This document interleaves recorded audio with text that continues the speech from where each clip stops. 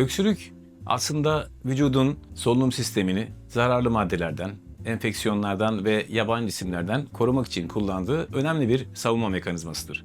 Ama aynı zamanda en sık hekim başvuru nedenlerinden de biridir. Öyle ki bazı ülkelerde sadece öksürük poliklinikleri bulunmaktadır. Kabaca akut ve kronik olarak ikiye ayırmaktayız. 3 haftaya kadar devam eden öksürüklere akut öksürük diyoruz. Akut öksürüğün en sık sebepleri gribal enfeksiyonlar, soğuk algınlığı, farenjit, bronşit ve alerjenler gibi sebeplerdir. Kronik öksürükse özellikle 8 haftadan daha uzun süren bazı semptomların da eşlik ettiği nefes darlığı gibi, ateş gibi, kanlı balgam, göğüs ağrısı gibi uzun süreli öksürüklere biz kronik öksürük diyoruz. Kronik öksürüklerin önemli sebepleri olabilir. Örneğin tüberküloz gibi, akciğer kanseri gibi ciddi hastalıklar kronik öksürüğe sebep olabilir. Bu yüzden eğer 8 haftadan daha uzun süre öksürüğünüz varsa mutlaka bir hekime başvurmanızı öneririz.